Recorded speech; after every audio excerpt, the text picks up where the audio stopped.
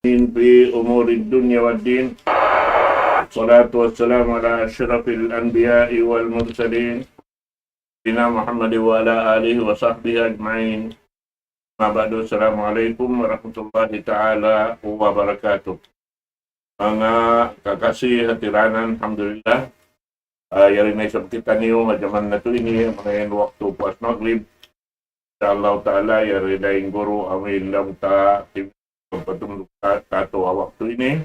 Labi-labi na yung mga sila, amoy bago, taong tanakabatok, paaraman nila sa bunal. InsyaAllah ta'ala, nari na akong palugay. Tukbal po yung Sheikh, khayran narueng din ka na Sheikh 𝗍𝗵𝗆𝗏𝗍𝗏 فليتفضل سيادته.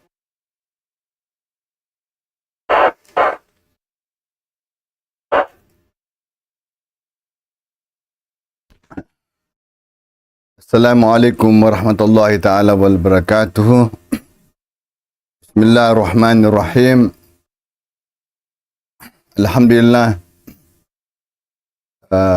Thanks to our mentor, Sheikh Zakaria Muhammad.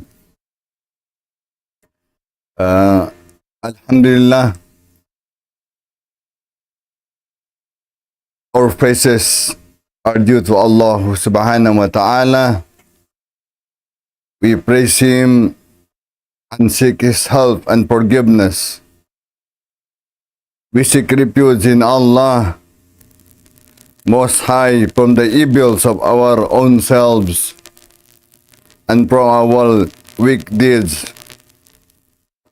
Whomsoever Allah has guided, none can misguide him. And whosoever Allah has misguided, none can guide him. I bear witness that there is no God worthy to be worshipped except Allah subhanahu wa ta'ala, without partner or associate. I bear further be witness that Muhammad sallallahu alaihi wasallam is his slave. Alhamdulillah, the last final prophet and messenger of Allah subhanahu wa ta'ala. Alhamdulillah, it was given the title of Rahmatul lil Alamin by Allah subhanahu wa ta'ala.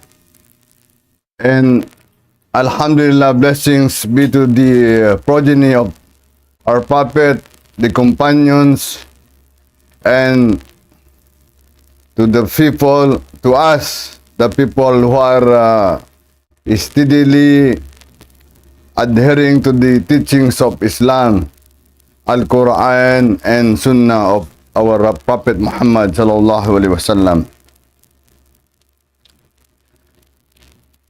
Allah subhanahu wa ta'ala said, Ya ayyuhallazina amanu ittaqullaha ahaqqa tuqatih wa la tamutunna illa wa antum muslimun.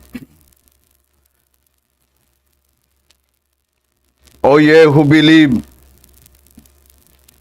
fear Allah by doing all that He ordered and abstaining from all that He has forbidden. He should be feared and die not except in a state of Islam, as Muslim with a complete submission to the will of Allah subhanahu wa ta'ala.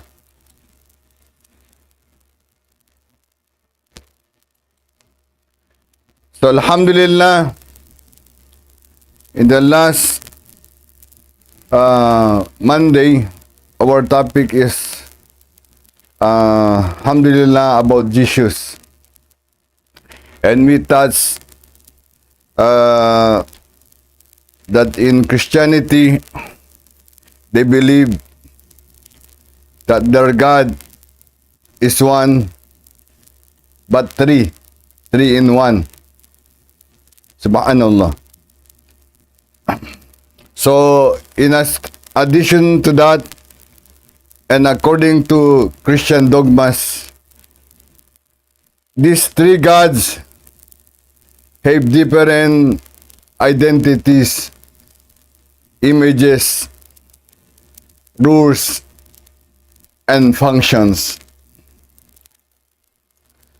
God the Father, the Creator, ang Diyos ng lumikha. God the Son, the Savior. At pangatlo, God the Holy Spirit, the Counselor. So by the way, if Jesus, God, the Son, or the Son of God, is really God or part of the one God, doesn't this contradict what the Bible itself reports, that no one can see God nor hear His voice? The Bible states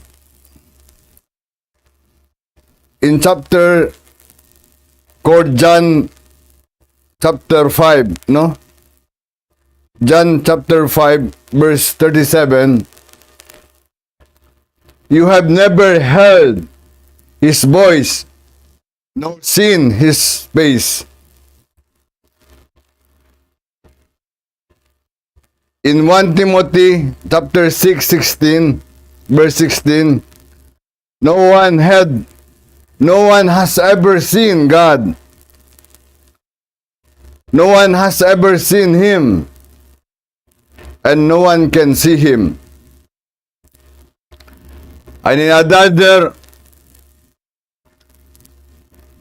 biblical statement, Exodus chapter 33 verse 20, no one can see me and stay alive. So, alhamdulillah, self-explanatory sa atin lahat na nakasaad kay John chapter 5 verse 37, you have never heard His voice nor seen His face. Wala pa sa kanila sa panahon na makarinig sa Kanya at makakita sa Kanya. And no one has ever seen Him, and no one can see Him. Wala pa kahit sino man nakakita sa Kanya, at ganon man, wala din makakita sa Kanya. At sa kasaad sa Exodus chapter 33 verse 20, no one can see me, wala makakita sa akin at buhay. So ibig sabihin, ang tao na nung sa panahon ni Jesus Christ, nakita man siya, narinig, di ba? So, alhamdulillah, depende na sa atin ang pag-unawa natin sa mga katuruan na nilihim ng mga sila nagtuturo sa Christianity. Based on this and other biblical texts, I sincerely and honestly wonder, how can we reconcile the dogma that Jesus is God and biblical testimony that no one has ever seen God or heard His voice? Then the Jews at this time, His family and His followers, see Jesus, God the Son, as some believe and hear His voice. So sa panahon na yon, lahat ng ang mga tao na bubuhay sa panahon ni Jesus Christ ay nakarinig sa Kanya at nakikita siya. At ang katuruan ng Bible na wala pa kahit sino man makakita sa Kanya at makakarinig sa Kanya.